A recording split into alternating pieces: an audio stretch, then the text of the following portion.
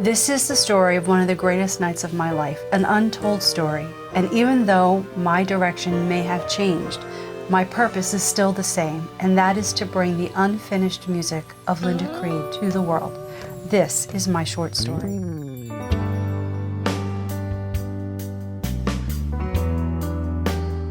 Hey, I'm so excited to talk to you about this. I'm so happy you're here, and I really can't wait to talk to you about this. Because this is a part of you that I really didn't know, and it's fascinating. I mean, I've known you for how many years now? Like, you're a songwriter, you're a vocalist, you're a composer, you're all these amazing things in this music industry.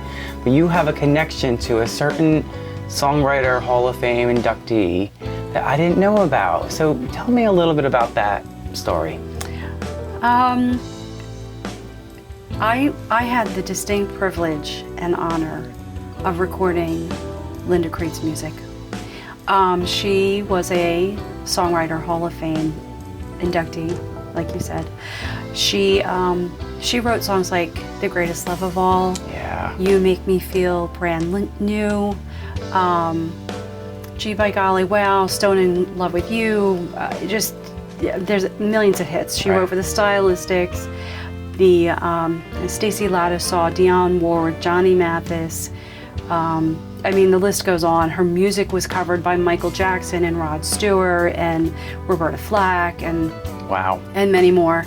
Yeah. And basically, she's this amazing, prolific songwriter. She died in 1986, 37 years of age. Wow. She died of breast cancer, and she left music in a vault, if you will.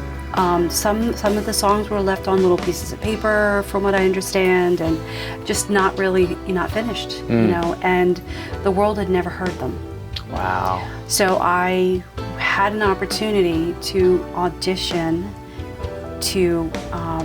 in front of her widower, Epi, Stephen Epstein, who was a music mogul in his own right. Yeah. And I got the opportunity, the yes on, the go-ahead to record her music.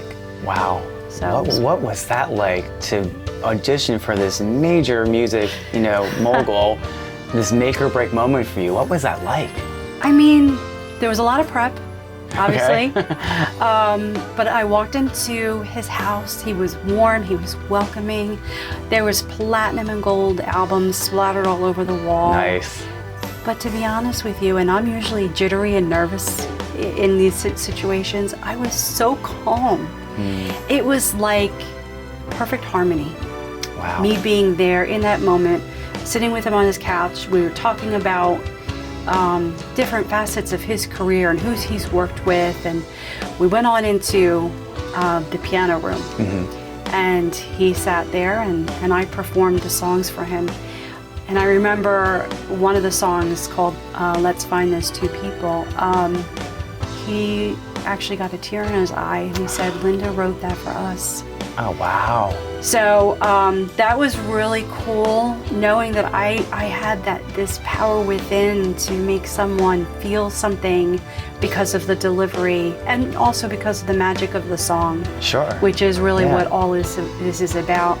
So right after that, I sang The Greatest Love of All for him, just for fun. Wow. Just for fun. Just for fun. Oh, like you do. I know, just like I do. He got up and he just like slapped he clapped his hands. He's like, oh my God, you sang the bleep out of that.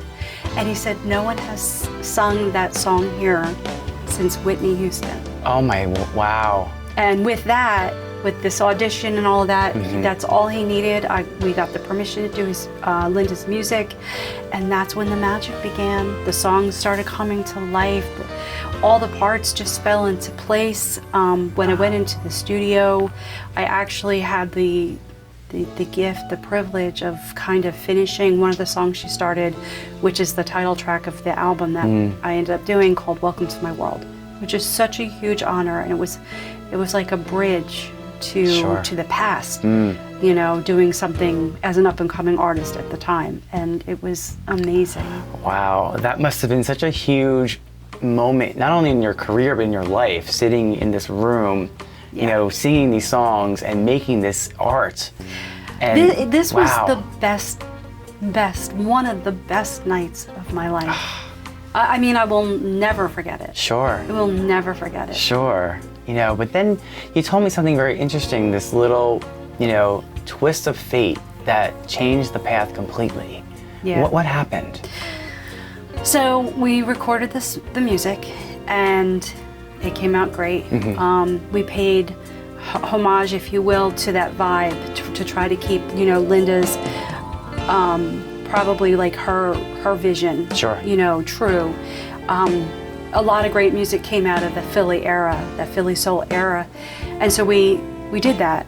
And when it was done, Epi was so excited about it. He was so proud of it, and he wanted to, you know, promote it. So basically, he was going to go up and down, or down, I guess, down to Florida, down the coastline. You know, he was a music mogul. Yeah. He knew everybody, and he believed in this project. And Linda was proud of it. He said Linda would have been proud. That's and amazing. I mean, with that, he had the connection to help make this music become world known at that time. And he suddenly died. Wow. Like the night before he was slated to leave down to Florida. It was devastating. It completely rocked my world. Wow. Wow. I mean, such a monumental thing happens, and then tragedy happens. You know, and I've seen you always take that with you, and you grow from it, and you know, you went on a different path. You became, you know, you found your voice, you found your style, and that's a testament to your strength and courage. But like now, what would you say to your friends and your fans, and even young artists coming up who may have experienced this? Like, how do you encourage them to keep going? I mean, life is a series of ups and downs, of highs and lows, opportunities and rejections, disappointments and joyful moments of achievement, right? Sure. This was crushing for me. In that moment, I saw a man who was beloved by his friends and his family, in the music business, all of that, the loss of his life. But to me, that loss was just so personal, because I saw what I thought was going to be a direction Sure. that was going to change things for me, and it just stopped. Yeah. I mean, I actually kind of get teared up when I think about it, because what if, you know, what would it have happened if we ended up being on the radio across the nation and across the world? And I don't know. Sure. I don't know, and it's like every other time that you fall off the horse, you have to get back on it. And it hasn't been easy. And my story is kind of full and robust, and I haven't really shared my entire story. But what I will say is that every time that you have these setbacks, you have to stay true to your purpose. And one of the things that I found purposeful in this project was bridging the gap to, like, sort of her legacy to a degree, or being able to help put the music out there, you know? And that is still what I want to do. That is still what I want to do. I have gone on to become an epic symphonic rock artist, and, you know, I got pink and black hair, and I clearly defined what I wanted to do. And by the way, I had a demo prior to that. And I kept on that journey. This project sort of was like a diversion for me stylistically. So, I mean, maybe that was the greater purpose, because now I've released all of this music, and I've had this music journey, which is completely different than that of a 70s, 80s, Sure. blue-eyed soul, Yeah. you know, whatever artist. And I am a songwriter. I'm a songwriter and all that stuff that you said before. And this continuation of her legacy feels like a torch I have to carry. And that alone is inspiring.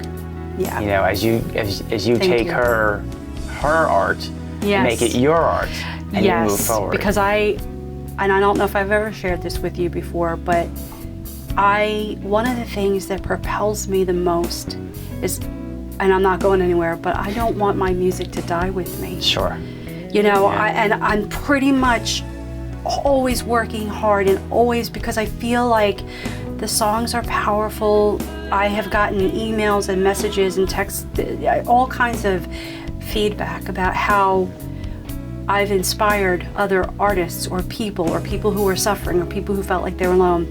And I know that Linda's music has that power.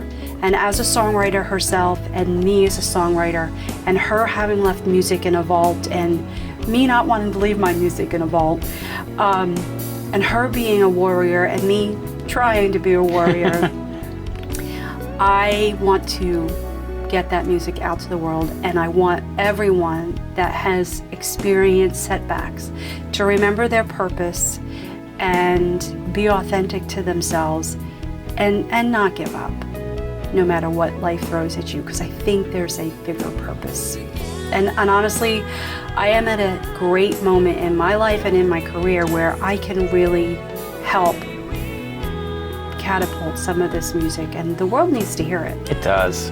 I mean, it's just unique, and it's coming out. That's all right. Welcome to My World, remastered, the songs of Linda Creed. I couldn't be happier.